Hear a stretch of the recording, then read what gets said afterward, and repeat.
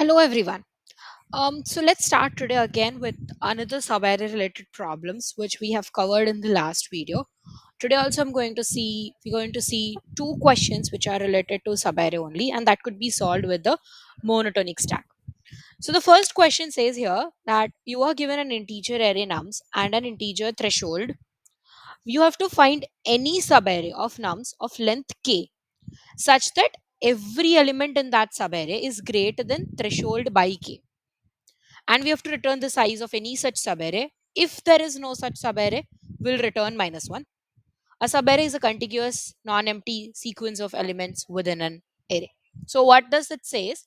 It says that we need to find any subarray of any size length k such that every element in that subarray is greater than threshold by k. Whatever element you took inside that subarray, and that should be greater than threshold by k, threshold divided by the length of that subarray. So we'll think that here we need to find any one subarray only. Can we solve it with sliding window? Is there any possibility? Now for sliding window here there is no fixed size. Okay, so every time while traversing we have to we have to see the dynamic size.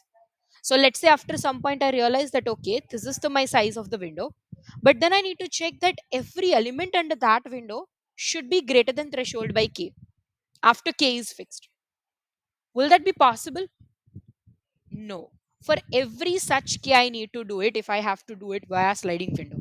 For every such k, I need to perform this. For k is equal to 1, 2, 3, 4, 5. I mean, minimum from 1 to 5, the lengths are possible. So again, if it is possible, it will be order of n into k. Dynamic sliding window or variable size sliding window wouldn't be possible because we need the size k of the particular subarray, and then only we can find every element in that subarray is greater than threshold by k or not.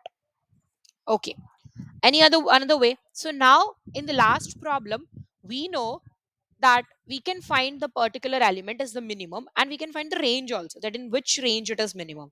So let's say if I consider 3, then not this one, so previous smaller is 1 and next smaller is also 1. So with this range of 3 4 3, this 3 is minimum.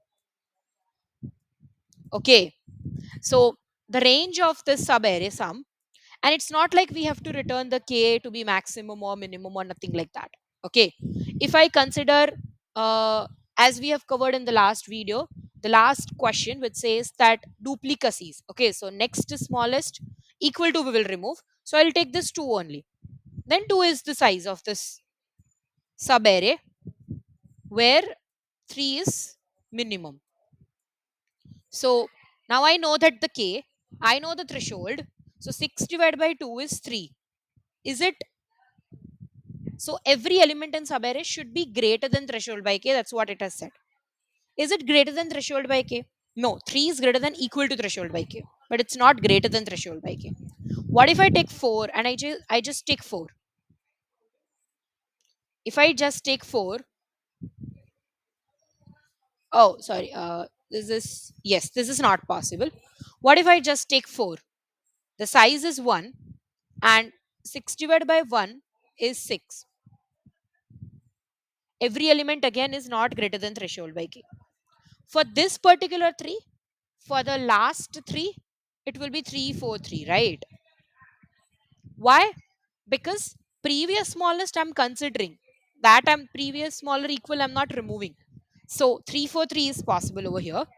Again, size of the subarray is 3.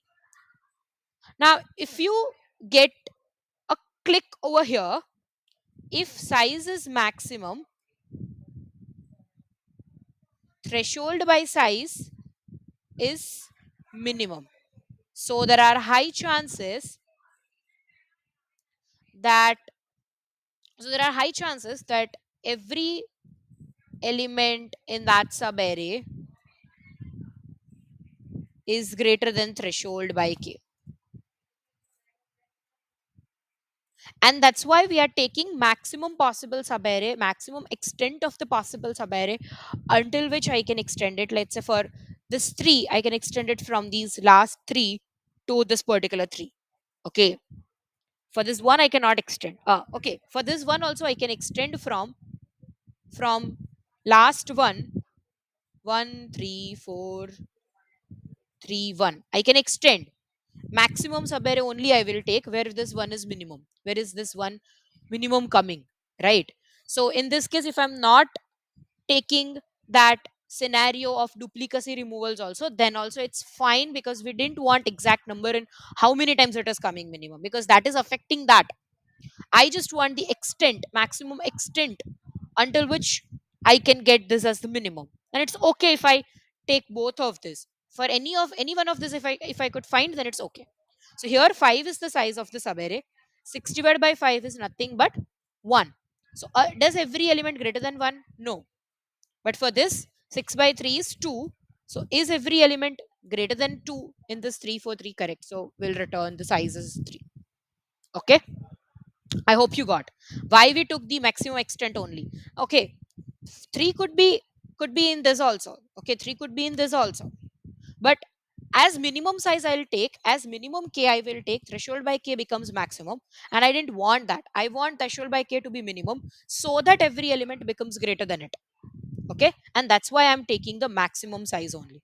And how will I take the maximum size of particular subarray, which is next I? So total number of elements will be total number of elements with array of I as minimum. And if array of I is minimum value under that subarray, and if that is greater than threshold by k, then of course every such value will be greater than threshold by k under that subarray. I hope you got. So if my 3 is minimum and 3 is greater than 2, then of course anything between it will not be will not be less than 3, because I have taken it in such a way that 3 is the only minimum in that subarray. With array I as minimum will be next I minus previous I minus 1. Okay. So here next I will be 3 for the next I. If I am not doing the duplicacy removals also, because that won't affect my problem. Okay. So for this 3 also, next I will be 0 1 2 3 4, which is smaller. Previous I will be 0. So 4 minus 0 minus 1, which is 3. 3 4 3. Okay. For this first one, whole array 1 3 4 3 1. For the second 3 3 4 3. For third 4 only 4. For third 3 again 3 4 3 only. And for last one again 1 3 4 3 1. But that doesn't affect. For any one of this, if I get the answer, I'll return the k from there. I didn't want that k to be minimum, maximum, or dash dash dash. So I'll not compare also. Once I get, I'll return. If I'm not getting, I'll return minus 1. Simple. Okay. So let's just solve this. This is actually lead code hard level question. Okay. Uh I hope you remember the next smallest and previous smallest codes which we have done. So again, I'll store the indexes only. Next is smallest, and I'll have a nums.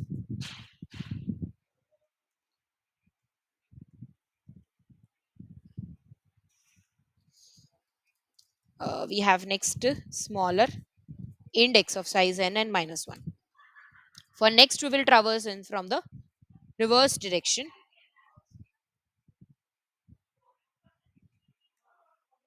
and we could have one stack also. We'll remove, as we want the smaller, we'll remove every element greater than or equal to this particular element. So while the stack is not empty and nums of stack dot top is greater than or equal to current element, which is nums of I, I'll pop it out. If not, stack dot empty, NSI of I is equal to stack dot top, because that would be my answer. And I'll push the current index also. The same thing we have to do for the previous smallest element. The only change is will move in the forward direction rather than backward direction. So I0 to IN and I plus plus, and this is the same thing, and we will have a PSI instead of NSI. Done. And here we will return NSI, here we will return PSI. Fine. We have this also as n is equal to nums dot size. We'll have 2. Next is equal to next smallest with nums, and previous with previous smallest and nums.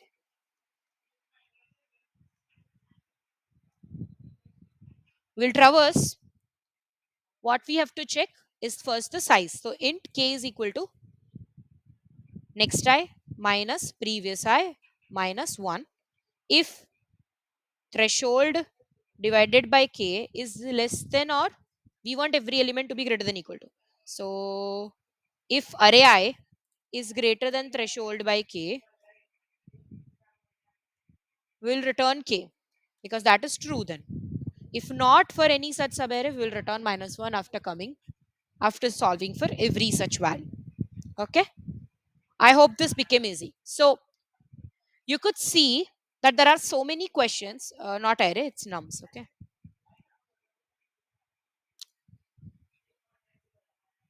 With subarray related problems, there are actually so many techniques which we have learned until now: prefix sum, monotonic stack, sliding window, binary search, cadence algorithm.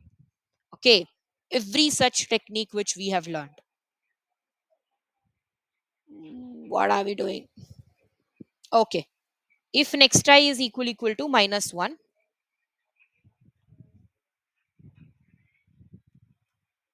next I is equal to n. We'll replace it with the n if it is minus 1.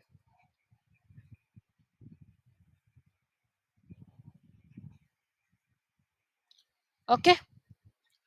Fine. Let's go to another question.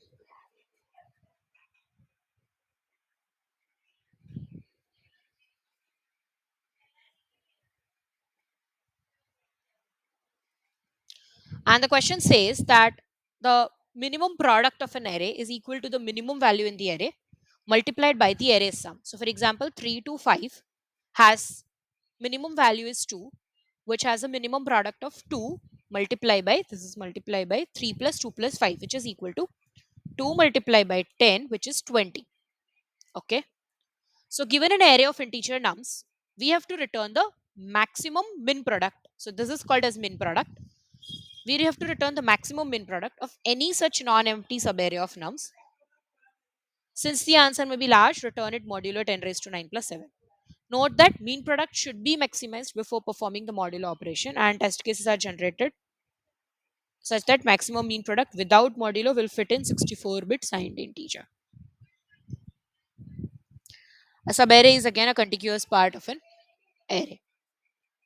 Okay, so question is clear. Let me have an example also.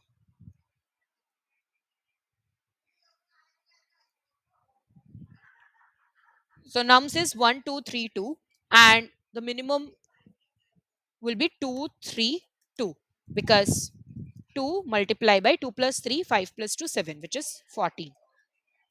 That is the only maximum mean product from all these subarrays. Again, what we will do over here, because we want summation for all such subarrays and minimums of all such subarrays, then only we can compare. Okay. So as we want minimum of all such subarrays, we will do sliding window. Minimum of all such subarrays. Cadence algorithm we are using for minimum sum subarray. Summation should be minimum from all subarrays. We didn't want that over here. We want a particular value to be minimum from all the subarrays. That is the minimum. So minimum of all such subarrays that we need to find. So we know that we can do it with the sliding window approach. And we want the summation of the subarrays also. Summation of subarrays also. So now we didn't want maximum summation or minimum summation or any such kind of thing. Here what we will fix? We will fix 2 as my minimum. But for what subarray? So I need to find that subarray's sum also. Okay, so again, as per the previous question itself, let me write it and do it.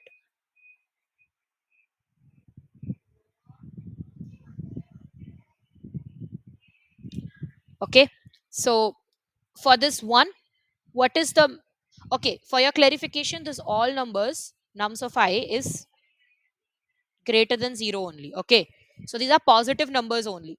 These are not negative numbers at all. So again, the best use case is to take full subarray. Best use case, take full subarray until maximum extent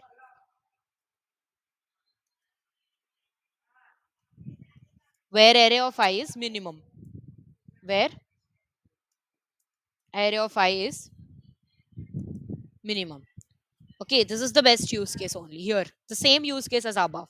So now that we have 1, 2, 3, 2. For 1, it's again 1, 2, 3, 2 because 1 is minimum in this full subarray. So 1 multiplied by the summation of this, how we will find out. Okay, so can we use prefix sum for it? So this is again the combination of sliding window and prefix sum.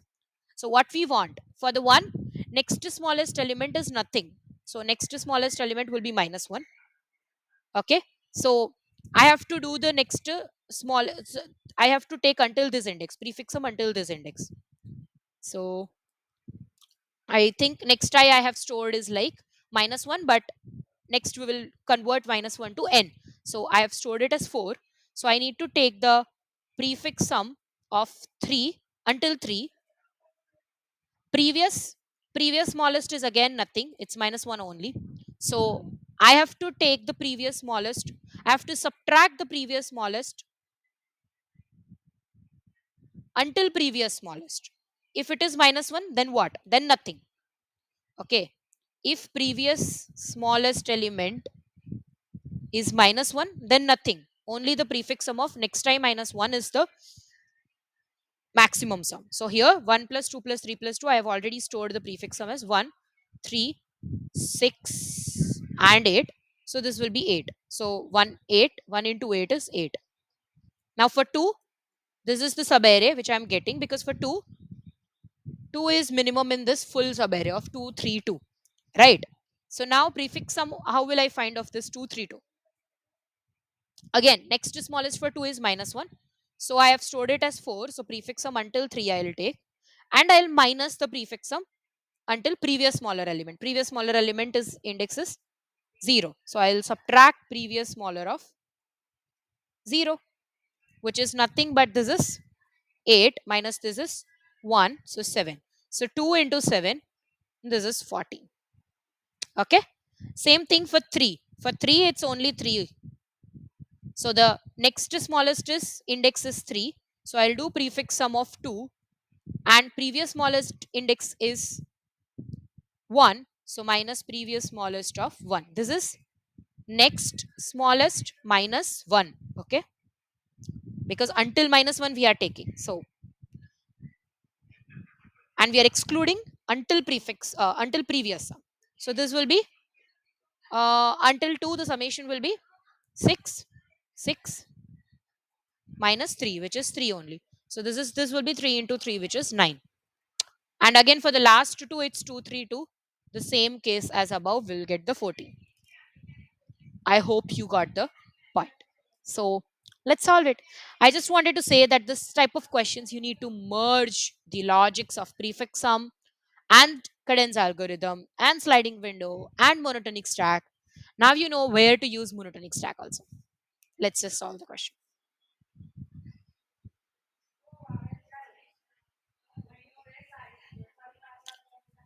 Okay. So what do we want? Next smallest and previous smallest. I'll copy that from the previous sum itself.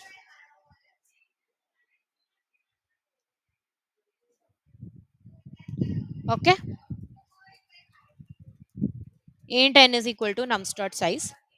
Now they are saying that this could be large. So we have to return it modulo 10 raised to 9 plus 7 if needed.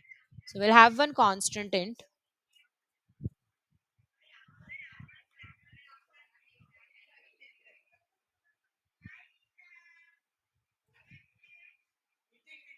Money 9 plus 7.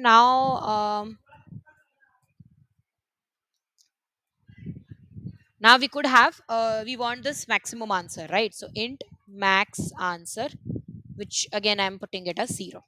For int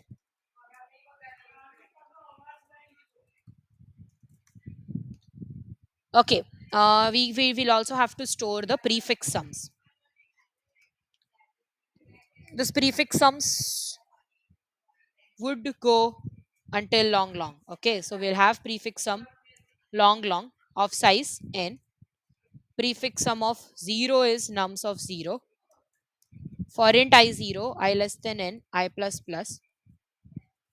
Prefix sum of I is equal to prefix sum of I minus 1 plus 0 ll plus nums of I from 1 to n. Now the range will be int range, or we didn't want range over here, right? If next I is equal to minus 1, next I is equal to n, and we have to this vector of int next is equal to next smallest, and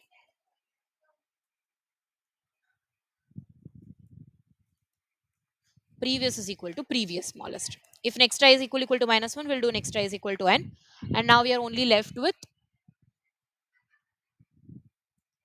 okay, if previous of I is equal to minus 1, if previous of I is equal to minus 1, then the summation could be, so long long temp is equal to, long long temp is equal to this value, current value, which is nothing but nums of I into 1 ll, into this will be just the prefix sum of next I minus 1. That's it, nothing else. Okay, else if previous I is not equal to minus 1, then we have, or we could have one long long temp here only.